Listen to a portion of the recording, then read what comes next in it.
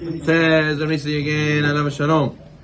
We want peace, right? We're worried about the state of Israel. We're looking for solutions. We want no more terrorists. We don't want missile attacks. We don't want military invasions. But at the end of the day, we know only Hashem can provide us with the peace and security.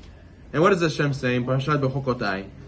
If you follow my mitzvot and you follow my chokot, keep my mitzvot, we understand. What does it mean to keep his statutes? To go chokotai telechu? Study Torah. To study Torah. So if we want peace on our hands, we need to study Torah. As it says, King Hiskiyahu, he was scared of the king of Assyria, Sancherib. And what did he do? Did he go and beef up the army by making all the learners join the IDF? No, he didn't do that. He did the opposite. He says, whoever leaves Bet Midrash, we kill you. He put a sword by the entrance of Bet Midrash. You leave Bet Midrash, you get stabbed, you're going to die. So what happens? The Gemara says in Sanhedrin, from Dan to Beersheba, you couldn't find Am Haaretz. Nobody was Am Haaretz. Everybody was super learned. They checked from Gevet to Antiparas. They couldn't find a boy or girl, not a man or a woman. A boy or a girl, even a girl, or a man or a woman that wasn't not fluent even in the laws of purity and impurity. Meaning, they knew Mishnayot of Ohalot. They knew Mishnayot, Kodashim Ta'arot, backwards and forwards. Every man, every woman, every boy, every girl, fluent in Torah. Why? Nada uchis. If you don't learn, we kill you. That's what Hiskiyahu said. So the commentaries ask, how could he do that? How could he make it that if you don't sit in Bet Midrash, we kill you? I understand there's a war. Why do you have to make such a severe thing? To teach you, says King Hiskiyahu. Whoever does not learn, it's because of you, people died in the war. You could have gave us that zechut. You're like a rodef. You're like a person who's chasing another person to die. That person who died because of the terrorist attack, you could have saved him, so now it's your fault that he died, so we kill you before you even leave the Bet Midrash. You stay in the Bet Midrash, makes another person doesn't die. So Rabotai, everybody's wondering, I want to help IDF, how do I help IDF?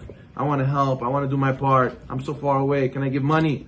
You can give money, even better. What should you do? Nada uchis. You sit and learn Torah, and every minute that you sit and learn Torah, you don't know another person you're saving, right? Another Jew you're saving. So therefore, King Hiskiyahu took this seriously. He said, if you leave, you're basically murdering somebody. So I'm going to kill you before you leave. And you got to stay.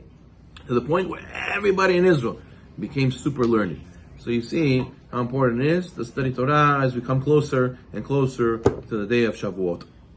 So Torah studies were our weapon.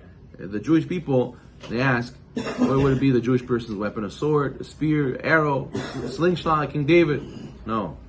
Hayim ma'amavet b'yad halashon. The life and death is the tongue. Prayers and Torah. That is our sword. As we know, the Yaakov Avinu, how did he conquer the city of Shechem? He conquered them b'charbi ukashti. What's charbi ukashti? It says, with my prayer and my learning, Targum says. Bakashati, not bakashti. Bakashati, my request.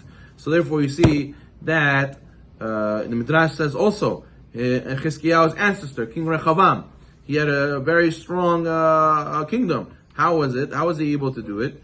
So the Gemara says that Shishak, the king of Egypt, went against Jerusalem.